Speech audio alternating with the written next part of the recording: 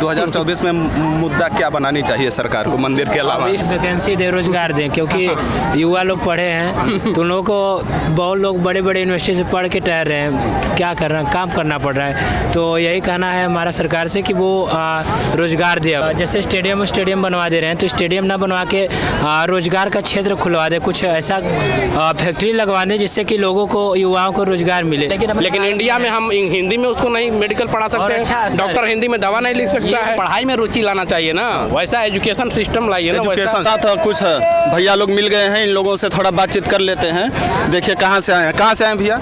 ये मैं सामने घाट से हूँ। रोजगार किस किस तरह से बढ़ा हुआ है यहाँ पे बनारस में? रोजगार अब बात करेगा तो अनेक क्षेत्रों में बढ़ा हुआ है, ठीक है ना, कोई एक ही क्षेत्र में बात नहीं है। लेकिन जैसे यहाँ पे क्रूज चलने लगे, स्टीमर वगैरह सब सारी चीज़ें चलने लगी, जो पहले थी लेकिन बहुत कम मात्रा में थी, ठीक ना। तो क्रूज में तो जैसे कुछ लोग जैसे कहते हैं कि ये केवल बड़े बड़े बिजनेसमैनों के हाथ में, यहाँ का जो लोकल लोगों को है वो कम लाभ मिल रहा है क्या यहाँ? जैसे हम छोटे छोटे नाविक हैं, हाँ, तो जो बड़े बिजनेसमैन जो पैसे वाले लोग हैं जो क्रूज को लॉन्च किए हैं, हाँ, उनको उनके हाथ में ज़्यादा जा रहा है यहाँ से प्रॉफिट, और जो लोकल लोग हैं उनका प्रॉफिट कुछ कम हुआ है क्या? नहीं, ऐसा नहीं है, प्रॉफिट सबको बढ़ा हुआ है, सबको बढ़ा हुआ है। हाँ, उस पर्यटक बढ़े हैं तो सब बिल्कुल बढ़े हैं, जो जिस टाइप का है वो उस टाइप से जा रहा है। तो थोड़ा सा सरकार के विषय में बात हो जाए, सरकार का क्या स्थिति है वो महंगाई और रोजगार को लेके? महंगाई ठीक है बढ़ रहा है, रोजगार भी बढ़ रहा है, बट जो स्टूडेंट की जो स्थिति है इस समय, तो स्टूडेंट के लिए सोचना चाहिए केवल इलेक्शन का मुद्दा बनाकर ही नहीं उसको, मतलब कि केवल रोजगार आना चाहिए, करना चाहिए।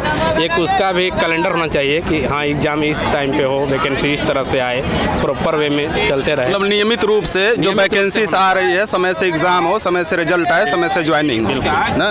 बिल्कुल। तो सरकार इस सरकारी रोजगार के मुद्दे पे ना थोड़ा सा कम सक्रिय होना चाहिए, एक्टिव होना चाहिए, क्योंकि हमारे जो इंडिया की जो पीढ़ी है इस समय बहुत युवा वर्ग ज़्यादा है, ठीक है ना, और युवा वर्ग को रोजगार चाहिए।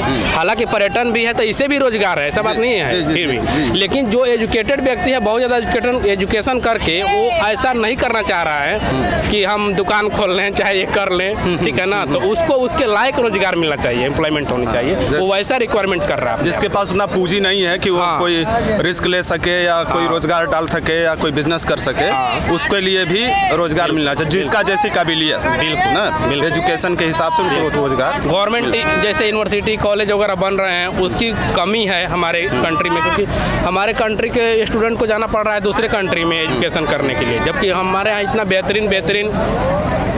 अच्छा, शिक्षा के क्षेत्र में एक रिपोर्ट आई है, वार्षिक रिपोर्ट आई है, तो उस रिपोर्ट में कहा गया है कि 14 से 18 साल के बच्चे कक्षा 3 की गणित नहीं लगा पा रहे हैं, और इनकी संख्या है 56.7%। हाँ, तो जब बच्चे अगर गुणवत्ता नहीं रहेगी, पढ़े लिखे नहीं रहेंगे, तो उससे भी रोजगार पे असर पड़ता है। तो गुणवत्ता कहाँ से सुधारा जा सकता है? इसको सुधारने का जिम्मेदारी किसकी है? सरकारी जो स्कूलें हैं उसको भी बेहतर करना चाहिए, क्योंकि गरीब के बच्चे ही नहीं लगा पाएंगे, कर पाएंगे। हो सकता है जो स्टैंडर्ड वर्ग के जो व्यक्ति हैं वो क्या कर पाएंगे, अपने बच्चों को बहुत हायर एजुकेशन दे पाते हैं, वहाँ तक कर पाते हैं, लेकिन जो गाँव से बिलोंग करते हैं, जो किसान हैं, किसान की स्थिति और देख ही रहे हैं जो है, तो बच्चे को वहाँ तक नहीं पहुँचा पा रहे हैं, तो इसकी वजह से भी ये भी फैक्टर है उसका, कुछ न कुछ पहुँचा नहीं पा रहे हैं। तो जो सरकारी स्कूलें हैं उनको गुणवत्ता में सुधार होनी चाहिए, बिल्कुल, क्योंकि वहीं से हमारे निम्न या मध्यम वर्ग के लोग जो बच्चे हैं वो वहीं से अपना विकास कर सकते हैं। बाकी प्राइवेट सेक्टर में इतनी ऊंची फीस है कि वो सब लोग भेजने में सक्षम नहीं। जो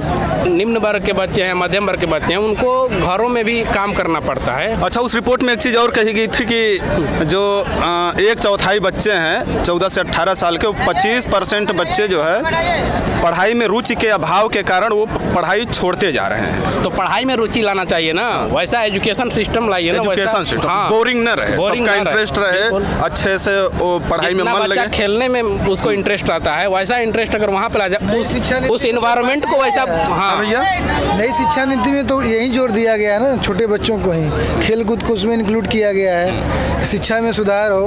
ये जो नई शिक्षा नीति है सबके हित में है, सबके हित में, लेकिन अभी तक लागू हुआ नहीं। 2020 से ही शिक्षा नीति की बातें चल रही है। लागू होना था, अभी नहीं हुआ, अगले साल इस बार भी अभी लागू नहीं होगा। 24 में भी लागू नहीं होगा।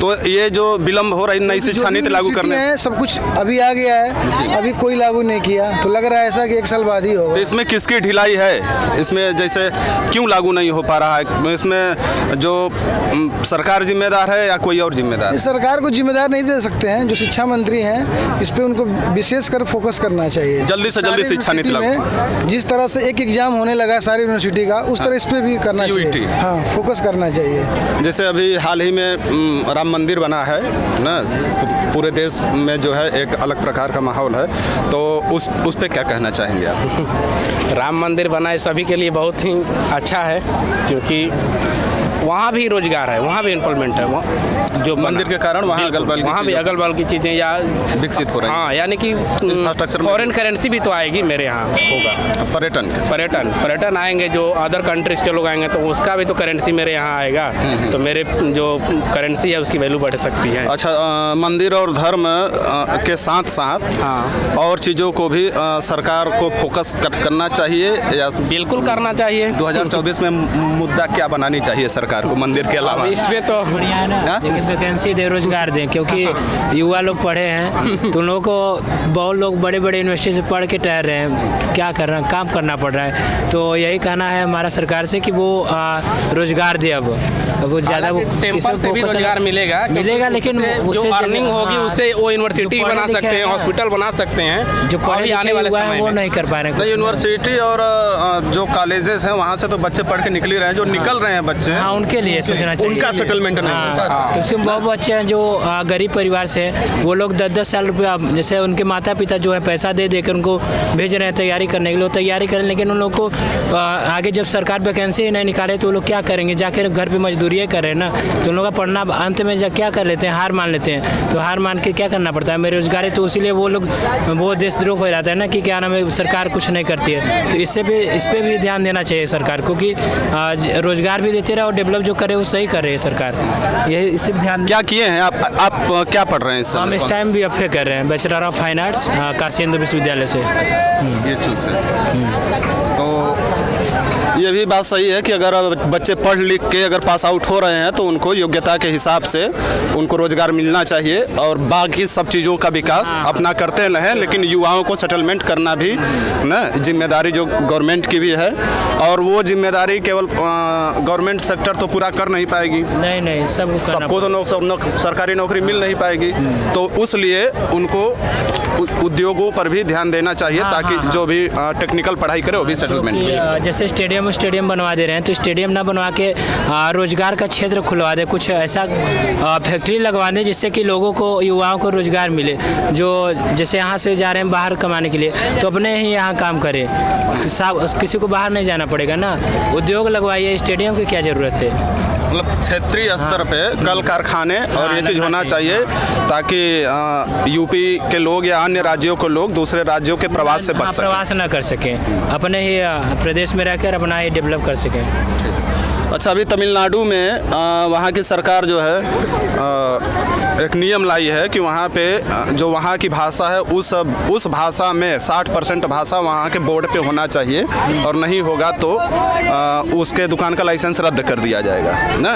तो यहाँ के जो हिंदी भाषी वाले क्षेत्र हैं वहाँ की भाषा नहीं जानते हैं, तो इस संदर्भ में क्या कहेंगे? जैसे देश के बीच लोगों के बीच जैसे एकता का भाव कैसे हो पाएगा? देखिए क्योंकि हमारे मातृभाषा हिंदी है, तो संविधान भी हमारा हिंदी में ही लिखा गया है, तो जो संवैधानिक भाषा है उसे ही मान्य करना चाहिए पूरे देश में, और ना कि इंग्लिश, क्योंकि अपना ही भाषा से उन्नति होनी चाहिए कि दूसरे भाषा से नहीं। तो जो अपना नेशनल लैंग्वेज हिंदी है तो उसको ही बढ़ावा देना चाहिए, और ना कि दूसरे लैंग्वेज को। भाषाई विवाद को बढ़ावा नहीं देना चाहिए, नहीं तो देश की एकता कमजोर पड़ सकती है। भाषाई और क्षेत्रीय भाषा पे बहुत ही वो जल्दी सीखेगा ना, और बहुत बेहतरीन सीखेगा उस क्षेत्र में। बच्चा, छोटा बच्चा जिस माहौल में रहता है उसको सिखाया नहीं जाता है, वो अनुकरण करके सीख लेता है उससे, जी हर कुछ करके। तो उसी में जाना, जैसे हम लोग के यहाँ से बहुत सारे बच्चे जो मेडिकल करने जाते हैं, रसिया जाते हैं, कि वहाँ से करते हैं, तो पहले साल भर क्या होता है कि वो रसियन लैंग्वेज को सीखते हैं, सिखाया जाता है, उसके बाद वहाँ पे भी रसियन लैंग्वेज में उनको दिया जाता है। लेकिन इंडिया में हम हिंदी में उसको नहीं मेडिकल पढ़ा सकते हैं, डॉक्टर हिंदी में दवा नहीं लिख सकता है।